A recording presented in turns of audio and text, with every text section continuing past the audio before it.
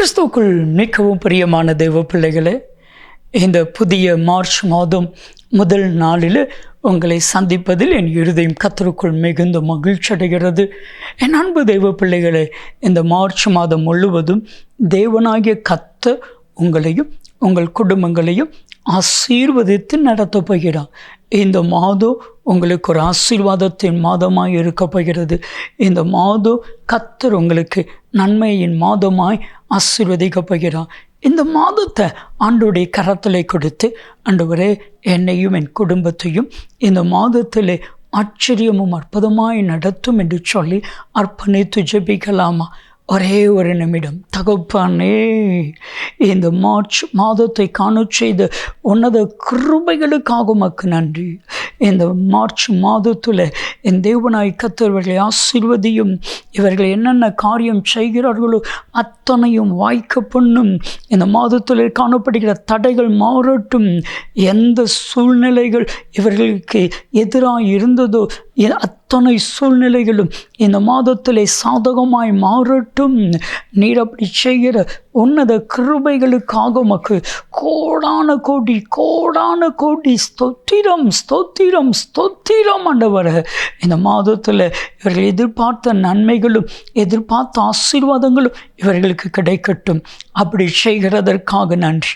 இயேசு கிறிஸ்துவின் நாமத்தில் ஜெபிக்கிறோம் ஜீவனுள்ள பிதாவே, ஆமென் ஆமென்.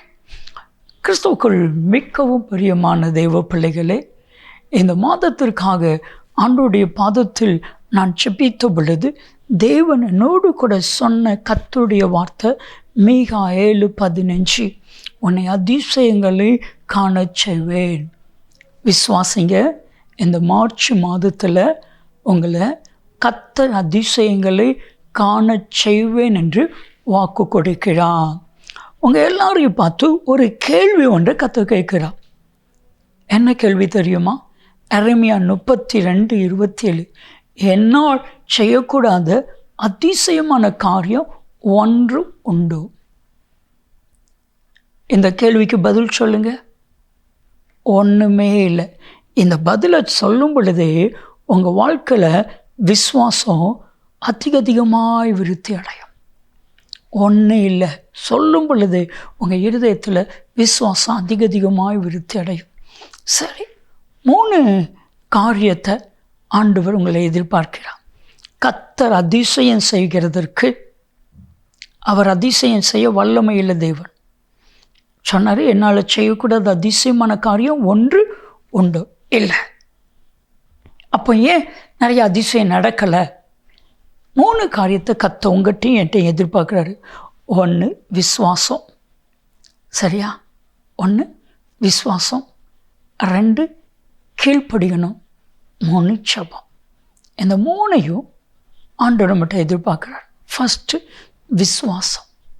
உங்கள் லைஃப்பில் விசுவாசம் மட்டும் இருந்துச்சுன்னா அதிசயமான காரியங்கள் டே பை டே நடந்துக்கிட்டே இருக்கும்.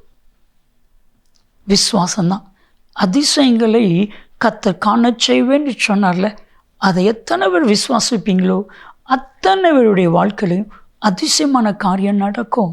எரேமியா 32:17 கடைசி பகுதியை வாசித்து பாருங்க. உம்மால் செய்யக்கூடாத அதிசயமான காரியம் ஒன்றும் இல்லை. இதுதான் விசுவாச அறிக்கை. ஒன்றுமே இல்லாண்டு வர எல்லாம் நடக்கும், எல்லாம் நல்லபடியாக நடக்கும். ஆண்டவர் எதிர்பார்க்குற ஒரே ஒரு காரியம், நீ விசுவாசி, நான் உனக்கு அதிசயத்தை செய்வேன். லாசரு மரித்து விட்டான். நேசித்த லாசரு மார்த்தாள் மரியாள் மிகுந்த வேதனையோடு இருக்கிறாங்க. இயேசு மார்த்தாள் மரியாளை பார்த்து ஒரே ஒரு வார்த்தை சொன்னார். யோவான் 11:40, நீ விசுவாசித்தால் தேவனுடைய மகிமை, அதுதான் கர்த்தருடைய அதிசயத்தை காண்பார். நீ விசுவாசித்தால் கர்த்தருடைய மகிமையை காண்பார். நீ விசுவாசித்தால் கர்த்தருடைய அற்புதத்தை காண்பார். நீ விசுவாசித்தால் கர்த்தருடைய வல்லமையை காண்பார். விசுவாசத்தாங்க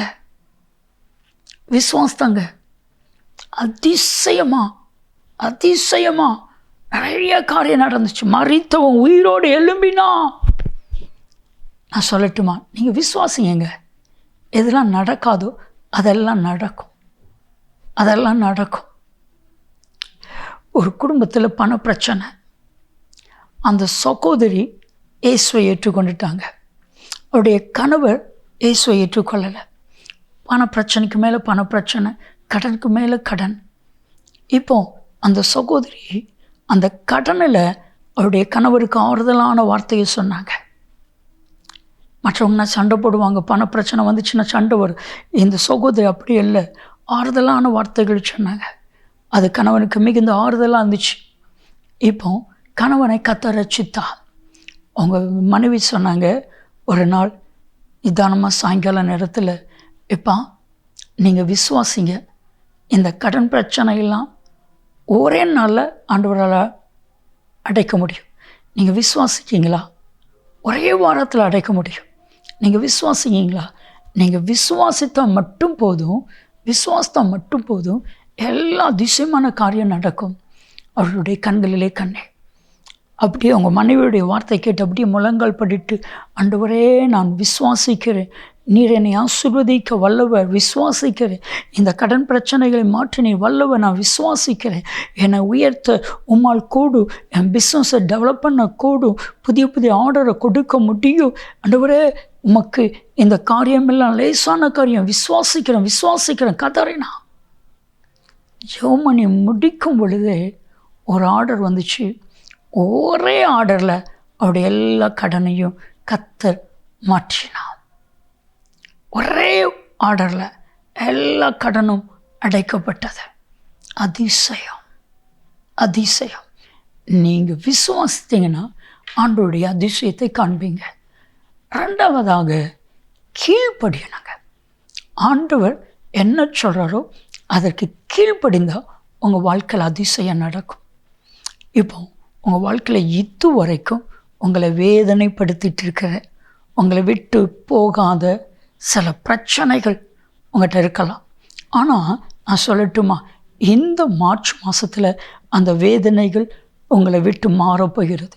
உங்களை விட்டு இதுவரைக்கும் போகாத அத்தனை பிரச்சனைகளையும் கர்த்தர் மாற்றப் போகிறார். ஒரு புது வாழ்க்கையை கர்த்தர் கொடுக்க போகிறார். எத்தனை பேர் இதை ஏற்றுக்கொள்கிறீங்க? புது வாழ்க்கையை கர்த்தர் கொடுக்க போகிறார். அதிசயமாக எல்லார் நடுவில் உங்களை உயர்த்த போகிறார். எந்த இடத்துல வெட்கப்பட்டு தலைகுனிஞ்சு நின்னீங்களோ அதே இடத்துல இந்த மாதத்தில் கர்த்தர் உங்களை உயர்த்த போகிறார். யார் யாரெல்லாம் உங்களை அற்பமாக எண்ணினாங்களோ அவங்க உங்களை தேடி வரும்படிக்கு கர்த்தர் அவர்களை காட்டிலும் உங்களை உயர்ந்த அடைக்கலத்தில் ஆசீர்வாதத்தில் கர்த்தர் வைக்க போகிறார். ஒரே ஒரு காரியம்தான், ஆண்டவரே நீர் என்ன சொன்னாலும் நான் கீழ்ப்படுகிறேன், அது மட்டும் போதுங்க. நீங்கள் என்ன சொன்னாலும் நான் கீழ்ப்படுகிறேன். வேதாகமத்தில் ஒரு சம்பவம். சீரிய இராணுவத்தினுடைய தளபதி நாகமான் ஒரு சின்ன சமாரிய பொண்ணு சொல்கிறான், எங்கள் தேசத்தில் ஒரு தெய்வ மனிதர் உண்டு, அந்த தெய்வ மனிதரிடத்தில் நீங்கள் போய் ஜெபம் பண்ணால் அற்புதம் நடக்கும். எலிசா என்கிற தெய்வ மனிதர், அந்த மனுஷன்கிட்ட போனால் நீங்கள் குணமாகிடுவீங்க. இவர் நம்பிக்கையோடு வாராரு. இவருடைய கற்பனை வேறு, இவருடைய சிந்தை வேறு. அவர் என் சரத்தில் இருக்கிற குஷ்டரோகங்கள் எல்லாவற்றுக்கும் எண்ணெய் பூசி இல்லைன்னா அதில் மருந்துகளை போட்டு ஏதோ ஒரு காரியத்தை எனக்கு செய்ய போகிறார். இங்கே வந்தால் நாகமான பார்க்கக்கூட செய்யலை. அந்த சின்ன அந்த டென்ட்டுக்குள்ளே இருந்துட்டு போய் யோர்தானில் 7 முறை ஸ்நானம் பண்ணிட்டு போக சொல்லு அப்படின்னு சொல்லிட்டார். நாகமானுக்கு கோபம், நாகமானுக்கு வருத்தம். நான் வந்திருக்கிறேன், என்னை பார்க்கக்கூட வரல, என்கிட்ட பேசலை, என்னுடைய குஷ்டரோகம் எப்படி இருக்குன்னு பார்க்கல, தெரியல. ஒரு யோர்தானில் போய் முழுக சொல்கிறாரு. பயங்கர கோபம். 2 ராஜாக்களின் புத்தகம் 5வது அதிகாரம் 12-13 வசனங்களை நீங்கள் வாசித்து பாருங்க. அந்த நாகமானுக்கு உதவி செய்யக்கூடிய அந்த உதவியாளர் நாகமானிடத்தில் வந்து பச்சமாக பேசுகிறதை ஆண்டவனே, அந்த தெய்வ மனிதர் வேறொரு காரியத்தை, பெரிய காரியத்தை சொன்னால் நீ செய்வீரா செய்ய மாட்டீரா? இத்தனை மூட வெள்ளி வேணும்னு கேட்டால் கொடுப்பீரா? கொடுக்க மாட்டீரா? கொடுப்பீர். எல்லாம் கொண்டு வந்திருக்கிறீர், வெள்ளி பொண்ணு எல்லாம் கொண்டு வந்திருக்கிறீர். அவர் எதுவுமே கேட்கலையே. மூழ்கி ஸ்நானம் பண்ணும் 7 முறை சுகமாவின்னு சொல்கிறாங்க. அப்போனா அதுக்கு கீழ்ப்படிய வேண்டியது எவ்வளவு அவசியம். என்ன ஆச்சரியன்னா, ஒரு முறை முங்கி எந்திரிச்சு பார்க்குறாரு, அப்படியே சரணம் அப்படி தான் இருக்குது, எந்த மாற்றமும் ஏற்படல, எந்த அதிசயமும் நடக்கலை. சில நாட்களில் நம்ம வாழ்க்கையில் சில காரியம் வர்ற வரைக்கும், அது பூர்ணம் ஆகிற வரைக்கும் நடக்காது. 2 முறை முங்கி எந்திரிச்சு பார்க்குறாரு, அப்படி தான் இருக்குது, கோபம் வருது. 3வது முறை அப்படி முங்கி எந்திரிச்சு பார்க்குறாரு, நடக்கலை, அப்படி தான் இருக்குது. 4வது முறை, 5வது முறை, 6வது முறை எழும்பும் பொழுது ரொம்ப டென்ஷன் ஆகிட்டார். நான் தான் சொன்னேன் ஒன்றும் ஆகாதுன்னு சொல்ல. ஆனால் தெய்வ மனிதனுடைய வார்த்தையின்படியே கீழ்ப்படிந்து 7வது முறை மூழ்கி எந்திரிக்கும் பொழுது ஒரு பெரிய அதிசயம் நடந்துச்சு. அவருடைய சரீரத்தில் இருக்கிற எல்லா குஷ்டரோகமும் மாறி சிறு பிள்ளையினுடைய மாம்சத்தை போல ஒரு புது மாம்சம், ஒரு புது வாழ்க்கை. என் அன்பு தெய்வ பிள்ளைகளே, ஆண்டவர் இன்னைக்கு உங்கள் கூட பேசிட்டு தான் இருக்கிறார். கோபத்தை விட்டுருங்க, பொறாமையை விட்டுருங்க, மற்றவங்களை ஏமாத்துறதை விட்டுருங்க. எதெல்லாம் ஆண்டவர் விட சொல்கிறார் அத்தனை விட்டுருங்க. ஆண்டவருடைய வார்த்தைக்கு கீழ்ப்படிந்து பாருங்கள், புது வாழ்க்கை, அதிசயமான காரியம் நடக்கும், புதிய காரியம் நடக்கும். 3வது ஒரே ஒரு காரியம், எப்பவுமே கவனமாக கவனிச்சுக்கோங்க, ஜெபிக்கும் பொழுது அதிசயமான காரியம் நடக்கும். ஜெபிக்கும் பொழுது அதிசயமான காரியம் நடக்கும். ஜபமே அதிசயத்தை கொண்டு வரும். முழு வேதாகமத்தையும் நீங்கள் வாஸ்து பார்த்தீங்கன்னா, ஒவ்வொரு காரியத்திலையும் ஜெபிக்க அதிசயமான காரியங்கள் நடந்துக்கிட்டே இருக்குது. என் அன்பு தெய்வ பிள்ளைகளை, நீங்கள் ஜெபிக்கிற காரியத்திற்கு இந்த மார்ச் மாதத்தில் அதிசயங்களை கர்த்தர் கொடுப்பேன் என்று வாக்கு கொடுக்கிறார். எத்தனை பேர் விசுவாசிக்கீங்க? எத்தனை பேர் நம்புறீங்க? நீங்கள் ஜெபம் பண்ணி பாருங்கள், அதிசயம் நடக்கும். ஒரு சின்ன காரியத்தை நான் சொல்கிறேன். தானியேலுக்கு விரோதமாக திட்டம் போட்டாங்க, தானியேலுக்கு விரோதமாக ஆலோசனை பண்ணினாங்க, தானியேலை அழிக்கணும்னு தீர்மானித்தாங்க. ஆனால் தானியேலை அழிக்க முடியல. காரணம் என்ன தெரியுமா? தானியேல் 6:10 தானியேல் ஜெபிக்கிறான். இப்போ தான் அதிசயமான காரியம் ஒன்று நடக்குது. தானியேல் 6 நாளில் தானியேல் குரோதமாய் திட்டம் போடுறாங்க. தானியேல் 6:24 ஒரு அதிசயம் நடக்குது. ராஜா கட்டளைப்படுகிறாரு, தானியேலை குற்றப்படுத்தினவங்களையும் அவங்களுடைய மனைவி, பிள்ளைகள், பொஞ்சாதி எல்லாரையும் கொண்டுட்டு வாங்கன்னு சொல்லி சிங்கக்கவியில் போடுறாங்க. தானியேலை நினச்சி கூட பார்த்துருக்க மாட்டேன். அதிசயமான காரியம். என் அன்பு தெய்வ பிள்ளைகளை, இத்தனை வருடமாக நீங்கள் ஜெபித்த காரியத்திற்கு இந்த மார்ச் மாதத்தில் கர்த்தர் அதிசயமான காரியத்தை செய்ய போகிறான். விசுவாசிப்பீங்களா? என் கூட இணைந்து ஜெபிப்பீர்களா? ஜெபிக்கலாம். தகப்பனே, இந்த மார்ச் மாதம் இவர்களுக்கு ஒரு அதிசயத்தை நீ செய்தருளும் ஆண்டவரே. ஹல்லேலூயா. விசுவாசிக்கிறவர்களுக்கு, கீழ்ப்படுகிற இவர்களுக்கு, ஜெபிக்கிற இவர்களுக்கு அதிசயம் நடக்கட்டும். அப்படி செய்கிறதற்காக உமக்கு கோடான கோடி ஸ்தோத்திரம். இயேசு கிறிஸ்துவின் நாமத்தில் ஜெபிக்கிறோம் ஜீவனுள்ள பிதாவே, ஆமென், ஆமென். அதிசயம் நடக்கும். நன்மையும் கிருபையும் ஆசீர்வாதங்களும் நிச்சயமாக உங்களை தொடரும். ஆமென், ஆமென்.